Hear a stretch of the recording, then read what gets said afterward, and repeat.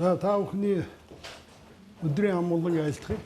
Үндэ энэ санаачлагыг гаргасан хүн бол гаан эрдэнэ актимч байгаа. Тэгээ яагаад гэхээр бол энэ асуудлаар 2013 оноос би өөрөө сонирхож эхэлсэн. Тэгээ одоо сайхнаар хэлэх юм бол төр хувийн хвшлийн хамтын ажиллагааны үндсэн дээр энэ ажлыг эхлүүлсэн. Ер нь гурван хэмжээс принтинг гэдэг их холын юм бол над бодогддог байсан. Би бол энэ чиглэлийн мэргэжлийн хүн биш. Тэгээд 2013 онд Бээжинд нэг сургалтын хэрэглэлийн үзэсгэлэн үзье. Гол нь ангаахын мужаажнууд энэ төр бас ганц хоёрыг сонирхож Gels компани шугамаа. Тэгсэн тэрний нэг хэсэг нь 3D принтинг зориулагдсан. Тэр 3D принтинг бол хятадын цэцэрлэгт зааж байна. Тэгээд одоо яг л нэг жаахан шокд орсон гэх юм. Тэ эн чинь бид нь бол ингээл аймаар юм гэдэг тэгтэл юм чинь ингээд цэцэрлэгийн хүмүүстүүд 3D дүрс гаргах компьютерийн програмыг зохиогоод ингээд одоо хэвлэж 3D принтинг гэдгийг анх тэнд харсан. Ширээний принт. Гэхдээ цэцэрлэгийн хүмүүст сонирхоод байхад одоо бидний бас яагаад болохгүй вэ гэж Gels-ийг ятгаж агаад хэдэн 3D принтер хятадаас аваад ингээд үтсэн чи ер нь болохоор идэв. Одоо бол тэр тухайгаа би жаахан дэлгэрүүлж ярих гэж байна. Тэгээд яг ер нь одоо тэр чиглэл ер нь манай ангаах бол одоо миний шүүмжилдгээр юу ч хийхээ байцсан байхгүй. Гараараа хийдэг юм байхгүй. Бүх юм худалдаж авах. Арай л одоо доктор худалдаж авахгүй тийм. Тэр чинь хуучин одоо 1930-аад онд манай ангаах ухаан бол энэ одоо өвчний устгасан вакцина өөрөө хийжсэн юм. Уцаад яваад. 1950-аад оны дундуур бол одоо энэ төрийн шагналт андигуан чармаалтаар ихсэн иммуноглобулин гэдэг юм гаргаж байна. Тэрийг одоо адлсаар угаад устгацсан. Одоо босчиж чадахгүй. Манай ангаахад бол тэр хяналтын юм төлөө хөгжсөн.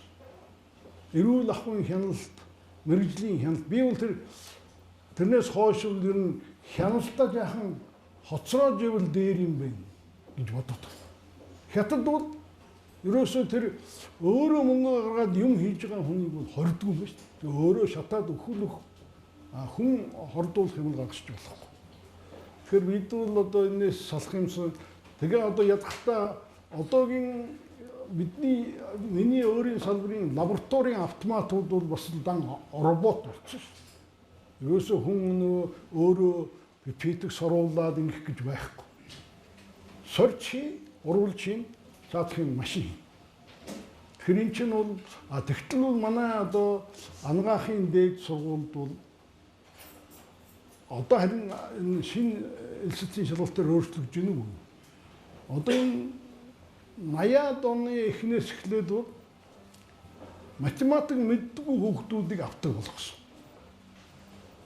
Тийм, математикийн шалгалт өгдөггүй байхгүй. Тэгээ одоо манай бүх ихтэй сургууль дотроос тэр нэг роботын уралдаанд ордоггүй ганц их сургууль нь одоо ангаах. Гэтэл бол одоо нөгөө ашиглаж байгаа бага техник чинь бол маш өндөр түвшний юм болчиход байна. Энэ одоо зөрүүг жаахан арилгах одоо би бол нөгөө ярьсаар элд бол утсан учраас яриад хэрэггүй юм байна. Өөрөө л одоо хийгээл шатаад үзье. Тэгээд тэр хэдэн принтер аваад тэгээ одоо тиммар голдуу дагнсан ер нь яг энэ 3D принтинг, роботик одоо чиглэлийн ойр зургийн юм хийж ер нь өөрсдөө яг л манай одоо нэг том биохимийн автомат машин зогслоо. Доторх нь онгойж харагд ирэх байхгүй.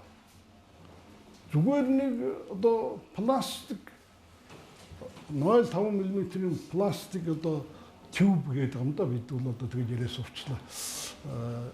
Хийж чадахгүй. Юу гэсэн үг юм. Тэгэхээр одоо энэ юмнуудыг одоо яахан тэрийг мөнгө одоо төрөөс гуйх юм бол ерөөсөө тэрнээсээ эсэг.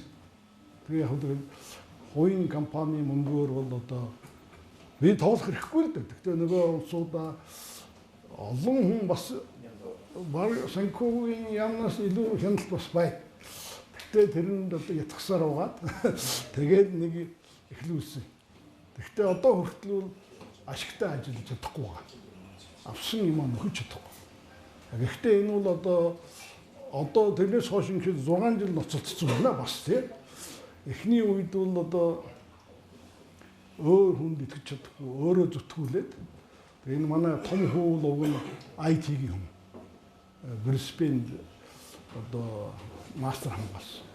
Энэ нөхөр бас Тайванд сурна гэж явчаад хойш нь тавьж болдгоо эхлүүлээд тэгээ Дампуурдгийн даваан дээр буцаагаад энэ хүн ингээ яг явж байгаа. Тэгэхээр 3D принтинг гэдэг чинь бол тэнгэрийн юм биш ээ. Хятадд цэцлэгийн хөнгөд тоглож байгаа машин гэдгийг би ойлгуулах маягийн юм. Тийм учраас бол одоо та нар гайхсан байж магадгүй. Нямдуун актив нээнхэр энэ одоо зөнгөлж байгаа юм болов уу гэж. Арай зөнгөлөөгүй. Яг нь би бол одоо тэр энэ 3D принтинг бол одоо ажуулдрын 4-р хувьсгалын нэг элемент гэж байна. Энэ чинь үйлдвэрлэлийн технологи болцсон. Тийм учраас тэрийг одоо бас нөхөдөө ойлгож чадж байгаа, мэдж байгаа зөндөө ус байгаа. Гэхдээ бас одоо маньвитийн одоо яахан шүүн хоёр улсууд бас байгаа байж магадгүй гэдэг. Энэ 3D яг биенийг бол одоо бас монголчлох гээд 3 хэмжээст хэвлэгч юм уу одоо хэвлэл гэж ярих гэж хэлдэг юм. Гэхдээ одоо шиг 3D принтинг юм уу принтинг гэдэг үгийн нөгөө нэг синоним нь бол additive manufacturing гэж байгаа байхгүй юу? Энэ хоёр нэг үг. Хоёр. Тэгтэл одоо зарим хүн бол additive manufacturing гэхээр одоо юу юм? Additivism үүсгэдэг юм байна уу гэсэн байна. Энэ бол одоо тэр нөгөө энэ 3D принтерийн ажилдаг нэг зарчим нь бол 0.1 мм үе үүсгээд ингээд дээш нь компьютерийн зургаар яваад тахаар одоо энэ бодтой юм тэгжил бичиж байгаа. Тэгээ тэрийг бол одоо additive manufacturing гэж яриад байгаа. Тэрийг бол одоо additive үйлдвэрлэл гэхээстэй гэж. Одоо энэ орчуулгатай зэрэг нь бол одоо уйлан дүүл юм. Тэгэхээр одоо хүн ойлгохгүй болчихгүй. Тийм учраас одоо манай хэлнийхэн бол шүүмжилж магадгүй. Гэхдээ одоо би бол дундуур нь явахыг хүсэж байна. Энэ 3 хэмжээст хэвлэлийн үйлдвэрлэл ер нь одоо 2000-ад оны дундаас л ирч авч ирсэн. Одоо энэ 2009 оноос хойш одоо 3-4 жилийн одоо югаар бол зардлаар бол байгаагийн бүртгэснээр бол 3D принтертэй холбоотой үйлдвэрлэл 3D машин тэрэнд ашигладаг пластмассын цуг хутас филамент энэ програм эдний оролцуулаад бол дэлхийн зах жилд 28% өсөж байна. Одоо энэ бол ингээд нэг 2 тэрбум долларын юм хий. Одоо ингээд бол 30 он хэд энэ бол одоо 10 тэрбумаас давна энэ хандлага байвал энээсээ өсч магадгүй үзэр болов. Тэр энэ бол одоо төрөн орж ирж байгаа технологи гэдэг нь ойлгомжтой. За энэ би слайдын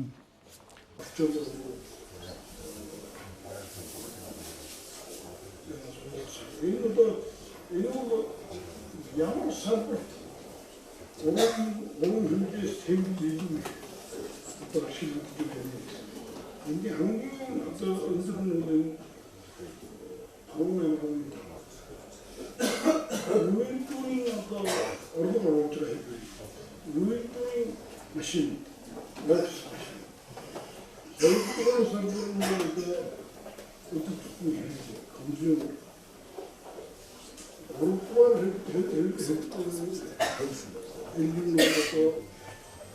machine.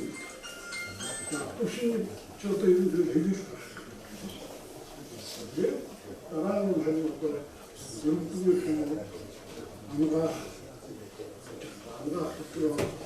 shooting. Allah ya da doğrusu şöyle öldüğünü kaçırdım. O da çıkındı. Ama çocuklarla çalmadı. Bir şey beş oldu. Yerine Hemç. Filmler doktor mutlaka öldürdüğü Rus'muş. Rus'un bu. Buna hatta tek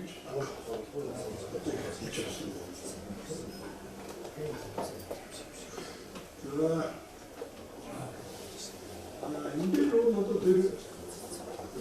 Yağmur rending machine. Bütün de sesini ben batırdım.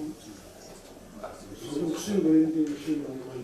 Hatta buna hırçet bu tanrısı hoşmuşun havaya çıktı. Bu yoktu. Bu da bütün çıkışında Sanırım Mahmur'a doğru bir şey oluyor. Çıkıyor. Burada sonra bekliyor. Hangi hakkında onun çıkıyor? Rep bırakmış. Rep bırakmış. Yoktur. Replicating, repeat, transformers to do. Öyle hüküm doğru bir hidiymiş. İlk patentler hanımefendi. Kim uçası hiç öyle durabilir. Yoksa sonra insanlar hangi orada uçta yava orada kampanya çeşitli kursa bir tane hospital. Çatıp burada bile para bir şey bir kampanyası. Usta şarap. Hayır da maker bot. Amerika. Red maker bot into personal printer. Şeyinde tepki. O da maşallah hücretiyoruz. Şeyinde tepkiler saklıda maaşın hildik. O da onun değil. O da zaten yaptığım da maaşın hildik. Computer history. O da bir bilgi. Unique programmatic.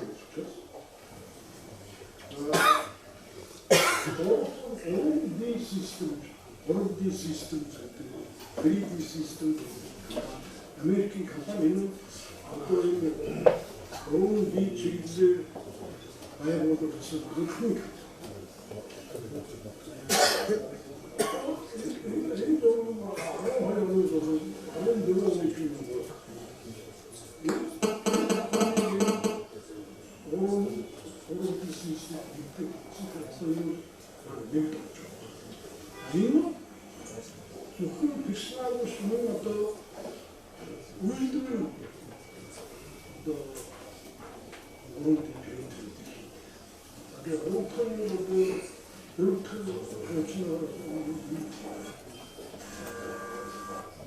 status which böyle basit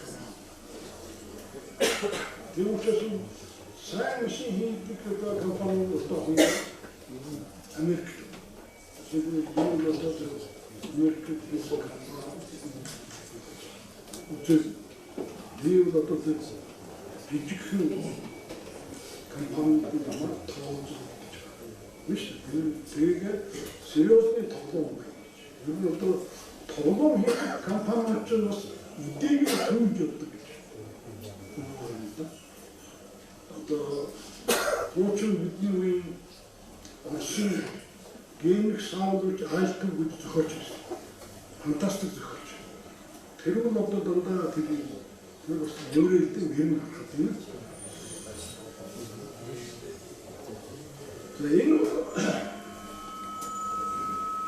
Тэгээ энэ учраас энийг одоо энэ бусад робот гэдэг хамтуугаар адгийн мануфактурын бол ажуулын төлөвлөлт авсан компани гэсэн. Тэгэхээр бидний хонлон гэж одоо болохгүй бид одоо хонлон дэпийн амьдралын бүх салбарт гэр ахуйнаас эхлээд одоо ангаахны тийм учраас бид дээр анхан мэддэг.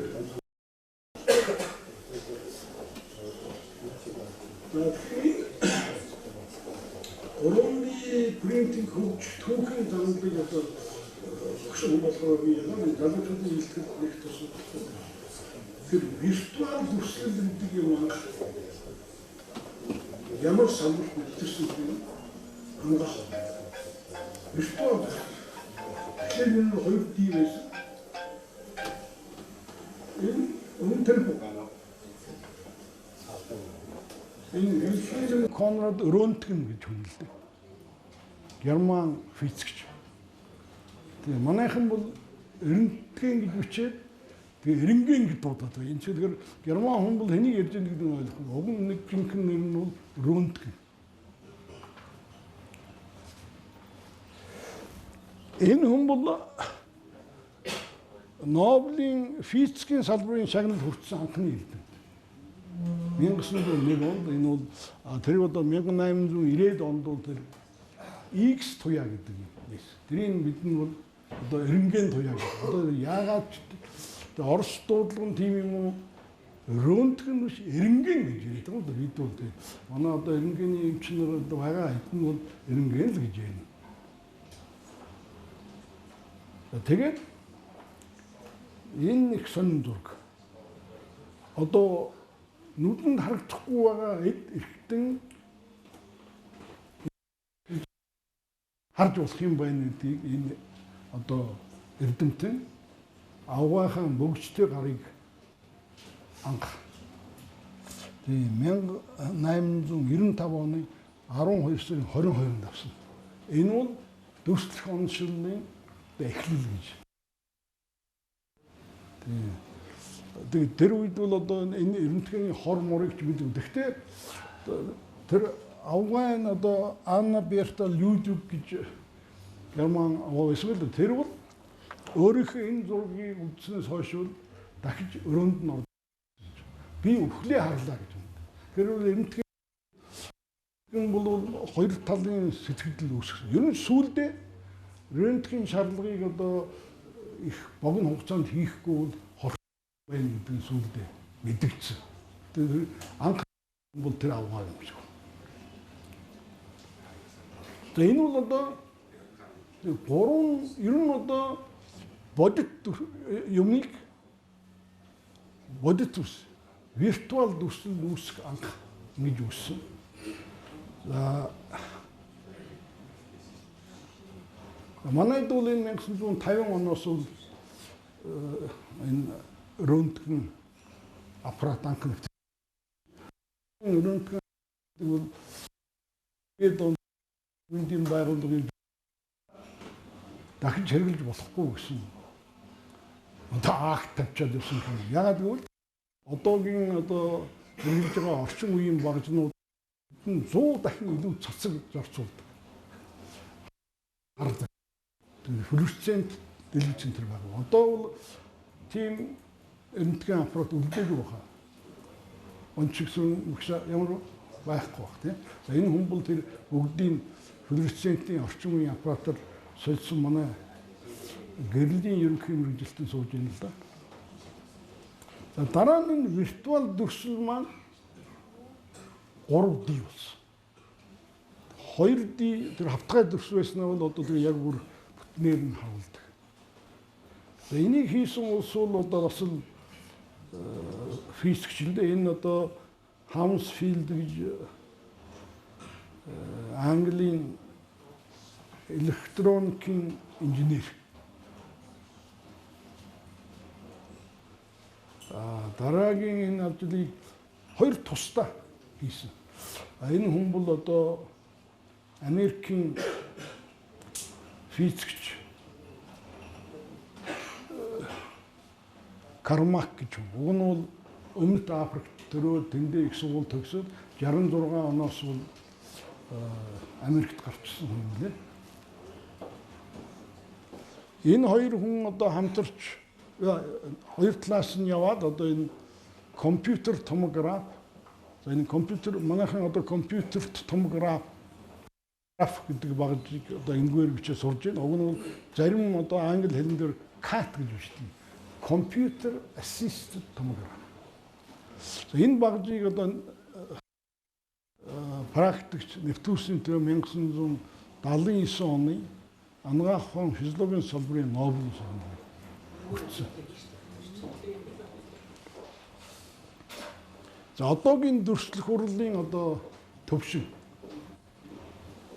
олон давхарлсан зургаар бол одоо энэ дотор байгаа юм энэ бол одоо өнгө өгсөн зураг да тарих улаан биш. Ялгаж харахын тулд өнгө өгч болдог. За одоо айрс тэрний доорх давхарга бүгд харагдаж яхаар ингэж дүрсэлж чаддаг ус. Энийгээ тэгээд 3D бас харна.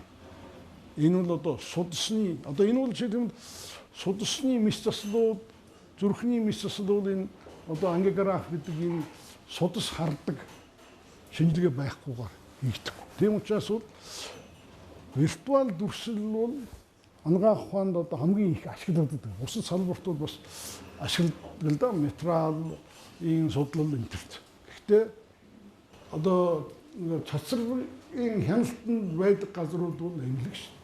Хамгийн их цацар хэрэгэлдэг. За тэгээ одоо энэ дээр нь бол нэмлэг эхо гэж одоо дууны долгионыг ашигладаг томограф бүр одоо яадрын томограф гэдэг чинь ядраас гардаг гамма цацрыг ашиглаж ихэнхээр рентген дээр олсон амжилтууд тэр салбаруудын дүрслэлийг хэрэгжилж байгаа арга нь өөр уршаа яваад байна.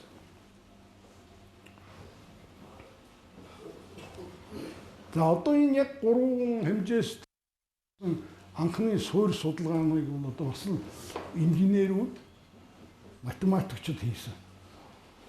Одоо энэ одоо бид мэдж байгаа түүхээр хамгийн анх 3D машин бүтээсэн. Энийг rapid prototyping гэдэг.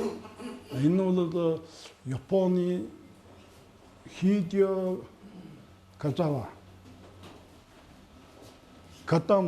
гэдэг нөхөр Японы Нагая хатын үйлдвэрлэлийн судалгааны хүрээлэнгийн судлаач. Энэ нь хүйтэн арга нээсэн. Өөрөөр хэлэх юм бол ультра хэд яган туяагаар шарахаар шингэн байдлаасаа хатуу байдал шилждэг тийм пластмасууд байдаг. Тэрийг энийгээ бол одоо 80 он 79 онд бүтээгээ 80 онд патентлцсэн. Тиймээс энэ ерөөсөө бас цаашаа одоо дэлгэрч чадаагүй. Тэрний дараагийн эрдэмтэн бол энэ Чак Холл гэж Америкийн нэгдсэн улсын инженер физикч хүн. Энэ стереолитограф гэдэг. Тэр шингэн байгаа пластмас дотроос бодит дүрслэл гаргаж ирэх аргыг одоо тэр хэд хэдэн одоо энэ 3D принтингийн технологийн вариантууд байгаа. Энийг бол дараачийн хүн одоо сайн. Энэ бол одоо 1986 онд одоо энэ бас патентлцсэн. Тэгэхээр одоо эн чинь их дэлгэрч чадахгүй одоо цөөхөн компани. Тэгээд тэр ондоо 3D Systems гэж одоо 86 оны анхны одоо компани байгуулсан. Одоо ч одоо тэр компанид байгаа юм.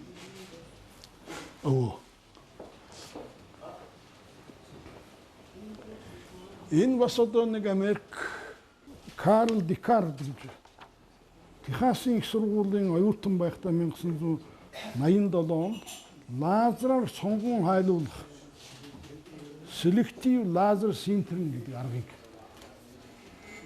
одоо нээсэн. Тэгээ мөн одоо энэ selective SLS аргаар бас патентлсэн. За дөрөвдүгээр Скот Крами гэж хүн л дээ. Энэ одоо хамгийн өргөн хэрэглэж байгаа халуун арга. Пластик утсыг хайлуулаад үеэр аргыг одоо анх нээсэн. Тэгэхдээ энийг бол өөрөө нэг 6 настай охиндоо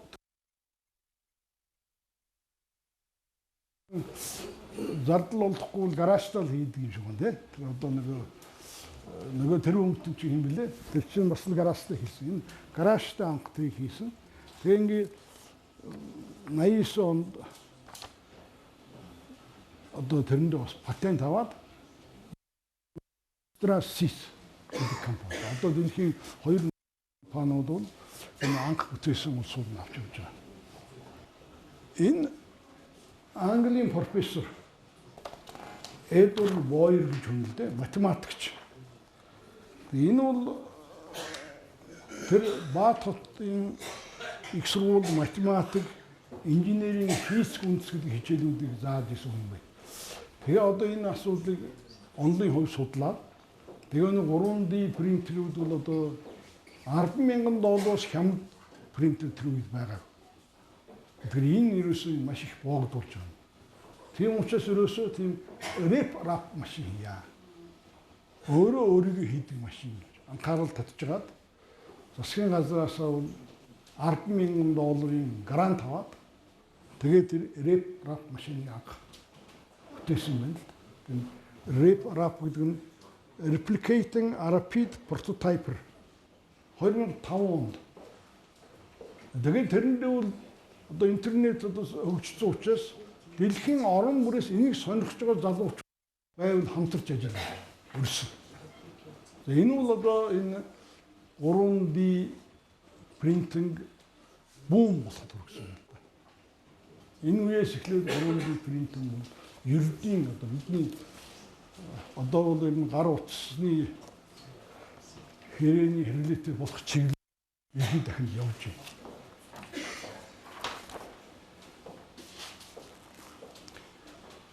Ийм өөрөө өөрийгөө хийдэг машинуудаас хамгийн алдартай машин хийсэн нь бол энэ чех залуу Йозеф Пруса гэж.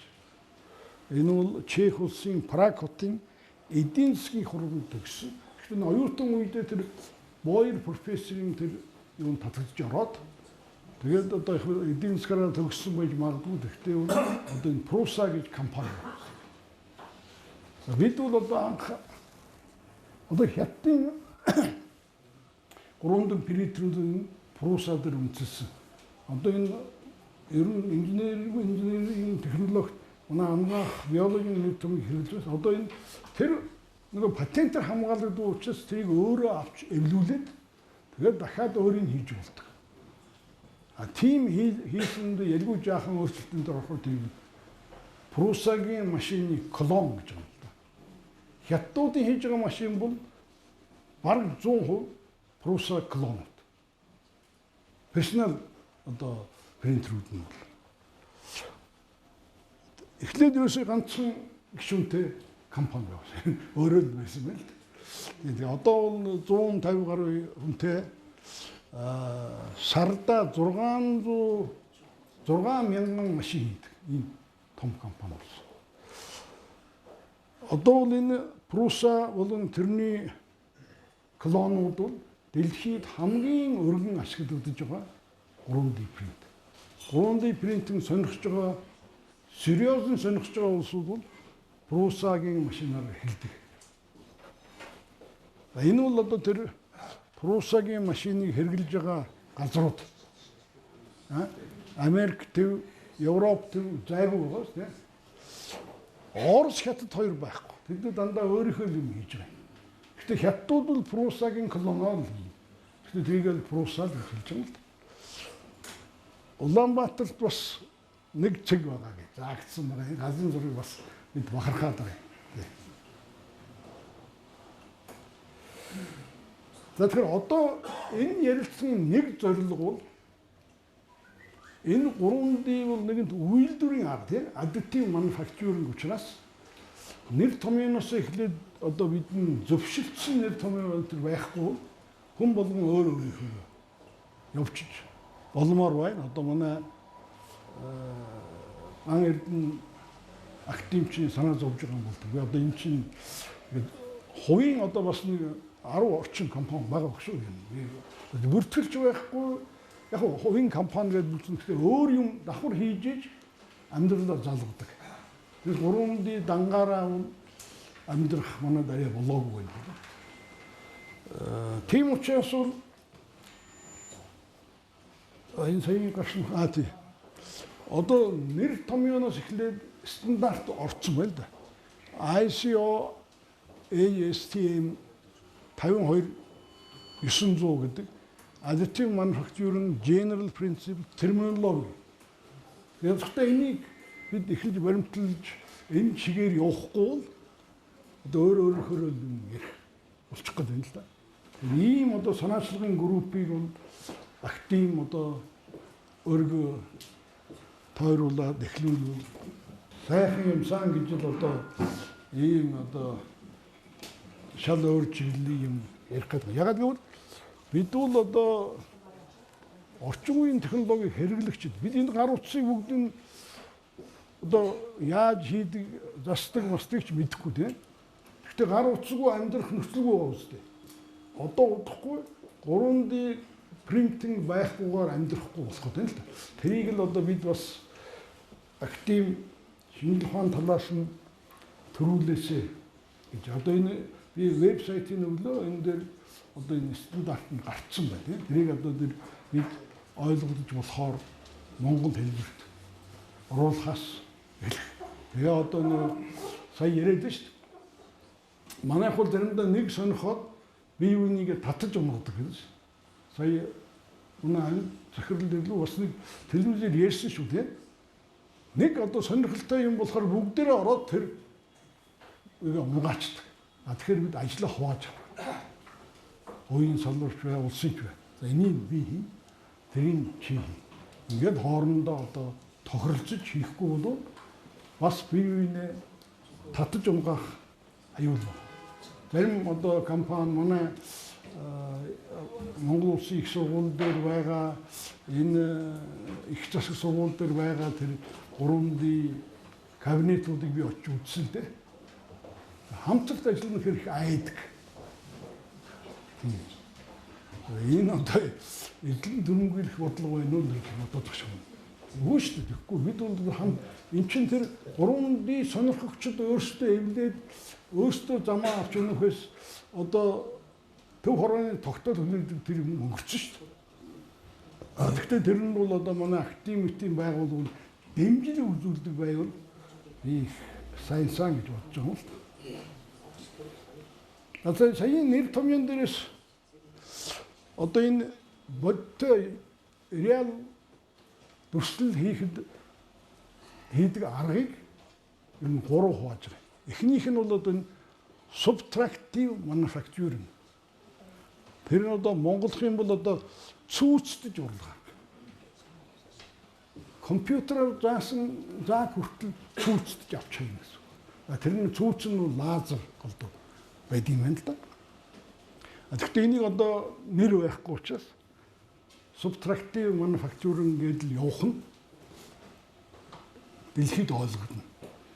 Цүүцдэх арга гэж бол одоо тэгээд одоо Монголдоо ч ойлгох хүн багасч магадгүй гэж би бодож байгаа юм л да. Гэхдээ яг энэ техникийн усууд энэ төр бол арга. Гэтэл одоо нэг тийм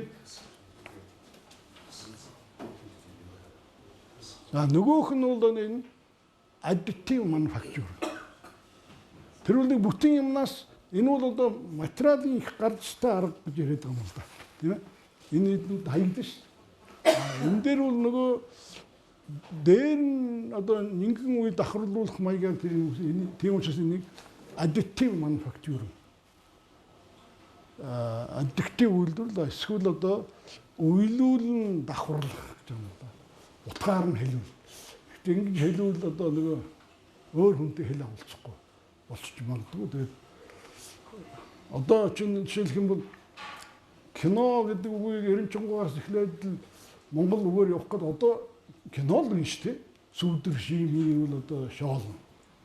Тэгэхээр зарим юмыг бол бид тэр одоо дэлхий жишг болсон нэр томьёогоо дагсхийж явуулъя. Дээр юм гэж бодоод байна. Гурав дахь арга нь бол одоо форматив мануфактур.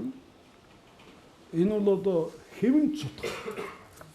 Эхлээд хэв хийгээд тэгээд тэрийг гандаа. Энэ гурван одоо үйлдвэрлэлийн аргын эдийн засгийн бас уучлаарай тий.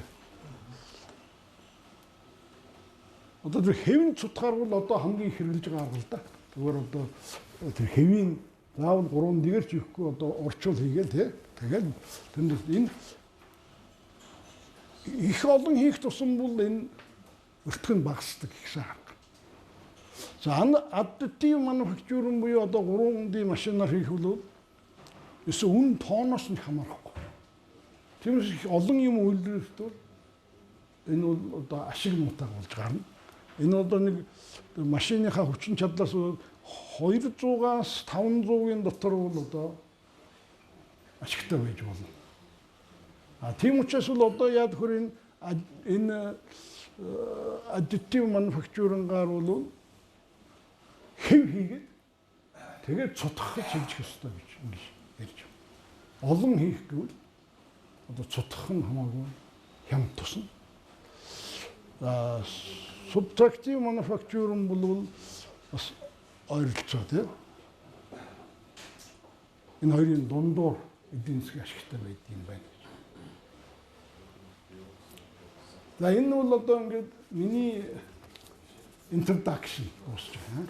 Уучлаарай би одоо бас удаан явчихсан юм.